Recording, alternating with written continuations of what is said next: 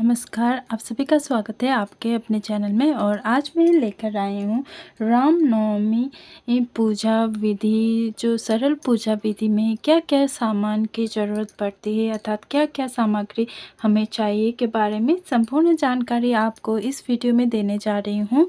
और आपके मन में कोई प्रश्न है, कोई जानकारी प्राप्त करना चाहते हैं तो हमें अवश्य ही पूछ सकते हैं और इस वीडियो के द्वारा आप जान सकते हैं। तो चलिए शुरू करते हैं, हमें क्या क्या सामग्री चाहिए होता है के बारे में। सबसे पहले तो हमें रामनवमी के दिन राम दरबार की इस तरह की तस्वीर हो, या फिर आपके पास मूर्ति है तो आप मूर्ति भी ले सकते हैं। इस तरह की राम दरबार की तस्वीर है तो आप ले लीजिए। और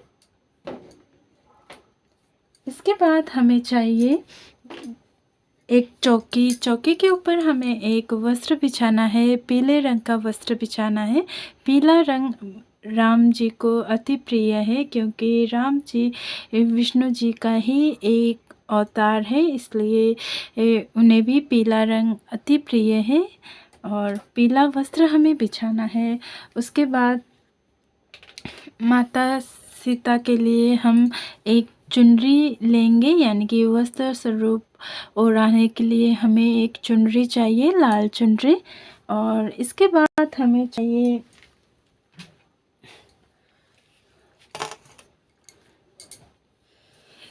देखिए कुछ फूल हमें चाहिए होगा और मेहंदी। आप माता सीता के लिए आप सुहाग का सामान भी ले सकते हैं, यानी कि श्रृंगार का सामान, मेहंदी हुआ और भी चीज़ें, फूल हमें चाहिए होगा। और फल, ऋतु फल जो भी आपके पास उपलब्ध है वो आप ले सकते हैं।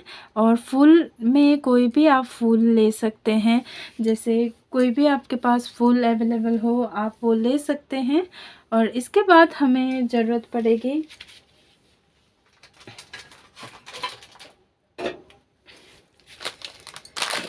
देखिए इस तरह का पाउच आता है, वो आप श्रृंगार का सामान ले सकते हैं। और हमें मोली की ज़रूरत पड़ेगी, मोली आपको लेनी है, मोली के अलावा। और हमें ये जो कपूर होता है वो आप ले सकते हैं, यदि आप कपूर से आरती करते हैं तो कपूर ले सकते हैं। और हमें धूप की ज़रूरत पड़ती है, कोई भी आप जो भी आप धूप लेना चाहे वो आप ले सकते हैं।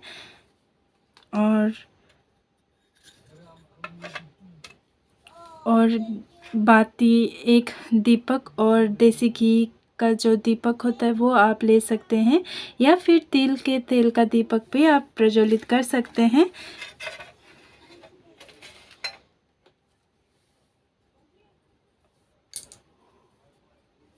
और हमें गणेश जी की भी ज़रूरत पड़ेगी। गणेश जी ये आपके पास हैं तो गणेश जी ले सकते हैं, नहीं तो आप सुपारी के रूप में भी गणेश जी को पूज सकते हैं। इसके बाद हमें चाहिए राम जी को भोग लगाने के लिए हमने बतासे लिए हैं, और गणेश जी को भोग लगाने के लिए हमने गुड़ लिया है। और पंचमेवा भी आप ले सकते हैं, राम जी को भोग लगाने के लिए कोई भी चीज़ आप ले सकते हैं। ये माता का जो हम चौकी लगाते हैं उस पर भी आप ये जो राम दरबार जी की, जो राम जी की ये तस्वीर है वो आप उधर भी लगा सकते हैं, उधर भी रखकर पूजन कर सकते हैं। अलग से लगाने की ज़रूरत नहीं है, आप उस जगह पर भी पूजन कर सकते हैं। यदि आप अलग लगाना चाहते हैं तो आप अलग लगाकर पूजन कर सकते हैं। इसके बाद हमें चाहिए माचिस, और आप गोल वाला बाती भी ले सकते हैं। इस तरह का आप बाती भी प्रयोग कर सकते हैं। आप लंबे बाती का भी प्रयोग करना चाहते हैं तो लंबे बाती भी आप प्रयोग में ले सकते हैं। इस तरह का बाती आप ले सकते हैं। और इसके बाद आपको चाहिए एक नारियल, चटा वाला नारियल आपको लेना है, और जो जिसमें पानी हो वो आपको लेनी है। और इसके बाद हमें लेना है तिलक करने के लिए हमें रोली की ज़रूरत पड़ेगी और चंदन की ज़रूरत पड़ेगी। आपको वो भी लेना है।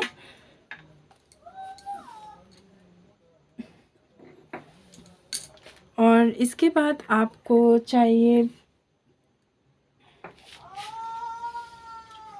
राम जी को हमेशा ही भोग लगाते वक्त आपको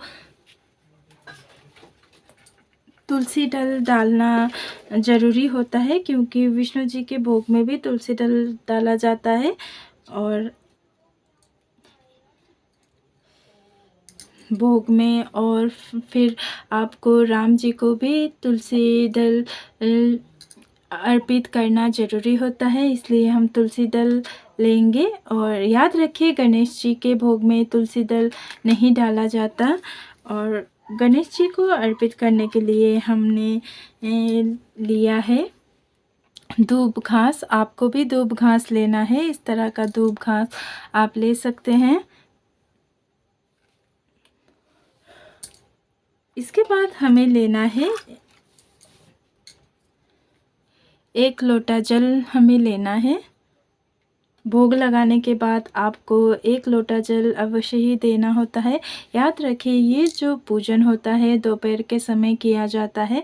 और ये जो जल का लोटा है हम सूर्य भगवान को अर्घ देंगे पूजन करने के बाद। और आपको दिए की भी ज़रूरत पड़ती है।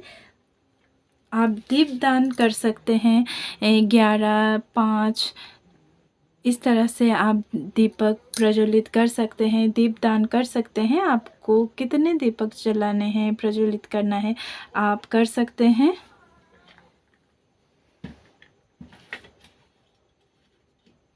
और बस आपको इन्हीं चीज़ों की ज़रूरत पड़ती है और इसमें ज़्यादा सामान की ज़रूरत नहीं पड़ती। यदि आपके पास रामायण यानी कि रामचरितमानस का बुक है तो आप वो बुक भी रख सकते हैं। यदि आप बुक पढ़ने का संकल्प ले रहे हैं तो इस दिन से आप स्टार्ट कर सकते हैं, बुक पढ़ने का संकल्प ले सकते हैं। और ये दिन बहुत ही शुभ माना जाता है, क्योंकि राम जी का जो इस दिन जन्म हुआ था, यानी कि जन्म उत्सव के रूप में मनाया जाता है इस दिन को।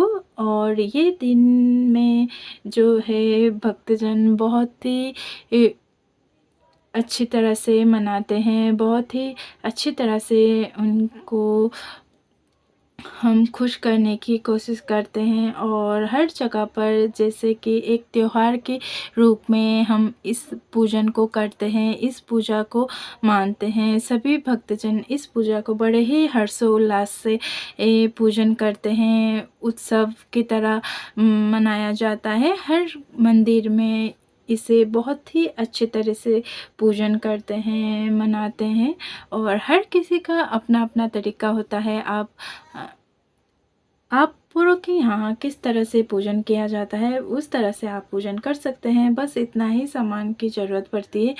और आपके पास पुस्तक है तो पुस्तक की भी पूजन कीजिए। चंदन और रोली तिलक आप कर सकते हैं, या फिर चंदन नहीं है तो आप हल्दी से भी तिलक कर सकते हैं, हल्दी का भी प्रयोग कर सकते हैं। और सबसे पहले आपको इन्हीं चीज़ों की ज़रूरत पड़ती है। ये बस थोड़ा सा ही सामान होता है, बस हमें थोड़ी सी टाइम देना होता है और हम इसी आसानी तौर से आसान रूप से पूजन कर सकते हैं। आशा करती हूँ आप सबको ये सामग्री लिस्ट पसंद आई होगी। अगर पसंद आई हो तो हमारे इस वीडियो को लाइक कीजिए, चैनल को शेयर और सब्सक्राइब अवश्य ही कर दीजिएगा, ताकि औरों को भी पता लग सके और भी जान सके कि क्या क्या हमें चाहिए सामग्री और किस तरह से हम पूजन कर सकते हैं के बारे में। तो जय श्री राम। धन्यवाद दोस्तों।